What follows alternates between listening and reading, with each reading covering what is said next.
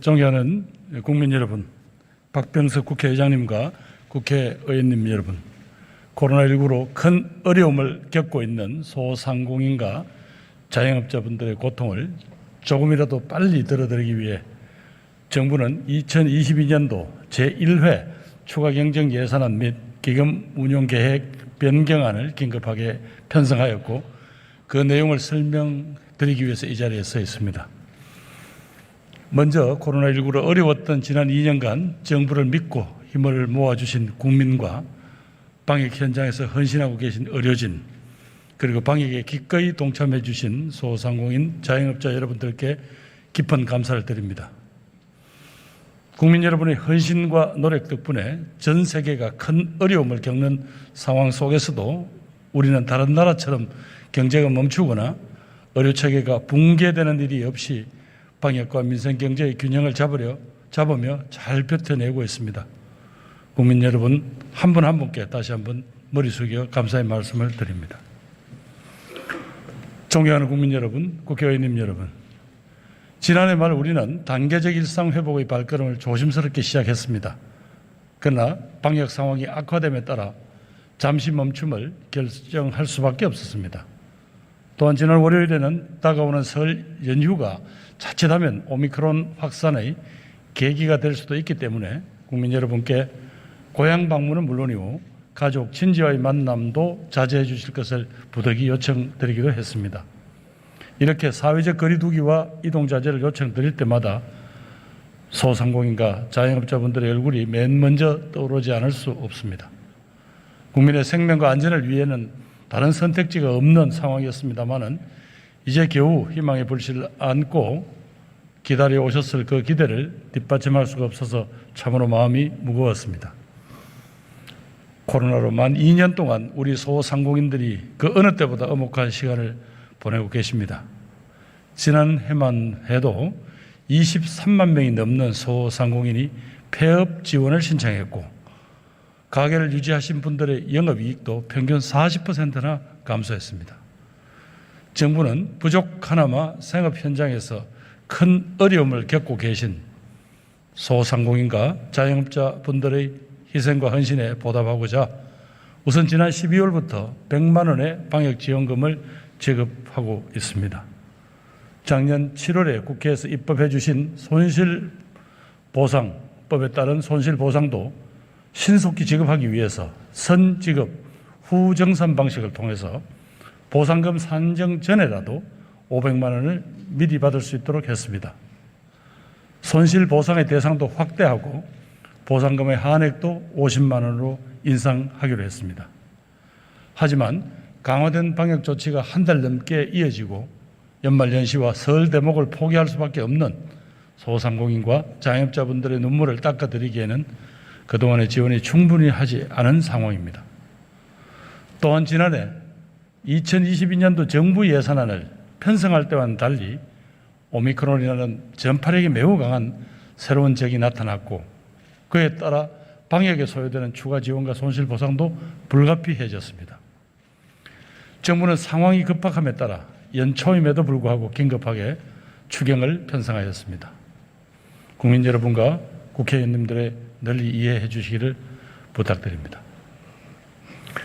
존경하는 국민 여러분, 국회의원님 여러분, 2022년도 제1회 추가경정 예산안의 주요 내용을 말씀드리겠습니다.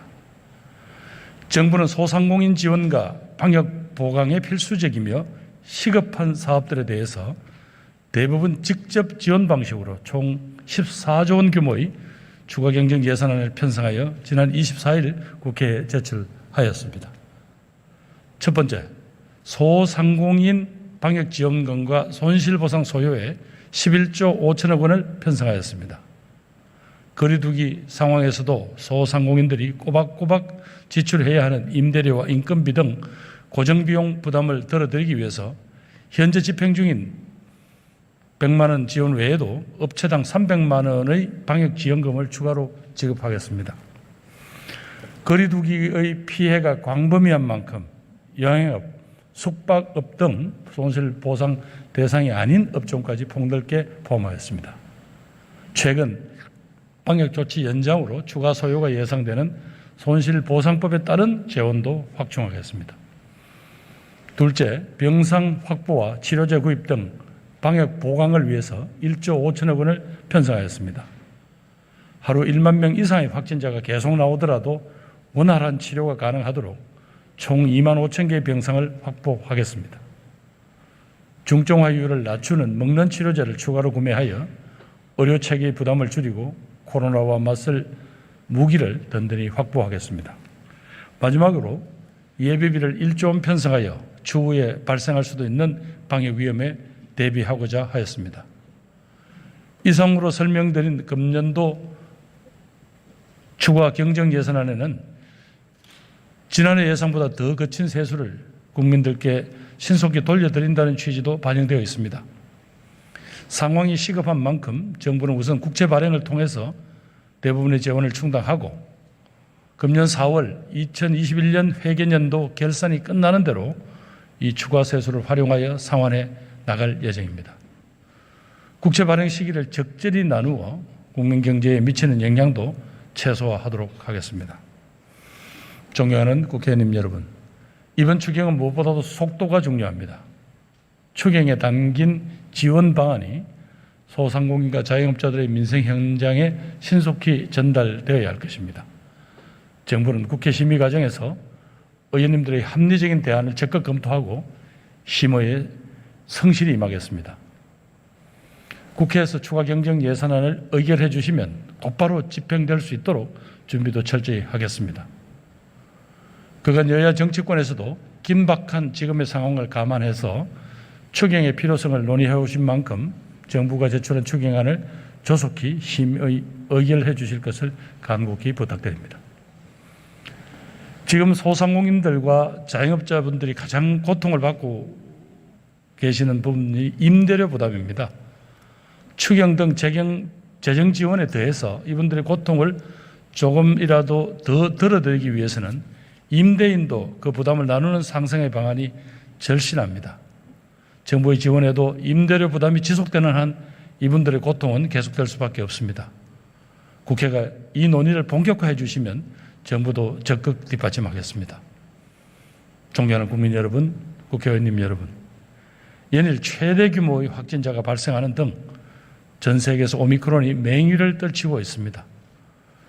지금까지 보고된 각국의 자료를 종합하면 오미크론의 중증화율이나 치명률은 델타 변이의 절반 이하입니다만 높은 전파력으로 인해 의료 대응 체계에는 큰 부담이 될 수밖에 없습니다. 정부도 이런 상황을 미리 예측하고 오미크론에 대한 대응 속도와 효율성을 높이는 방역 대책을 선제적으로 준비해 왔습니다. 확진자 폭증에도 교육, 교통, 소방, 치안 등 사회 필수 기능이 안정적으로 유지될 수 있도록 하는 분야별 대응 방안도 마련하였습니다. 코로나19의 모든 상황과 마찬가지로 전례 없이 발빠른 오미크론 확산에 대한 대응도 우리 모두 한 번도 가보지 못한 길입니다. 하지만 정부가 준비된 전략에 따라서 빈틈없이 대응하고 의료계의 협력과 헌신, 국민 여러분들의 참여와 협조가 뒷받침된다면 이 위기도 충분히 극복할 수 있으리라 생각합니다. 아침이 오기 바로 직전에 새벽이 가장 어둡다고들 합니다. 우리 모두 희망의 봄을 기약하면서 지금까지 보여주신 상생과 포용, 협력의 힘을 한 번 더 발휘해 주시기를 간곡히 부탁드립니다. 국민 여러분, 감사합니다.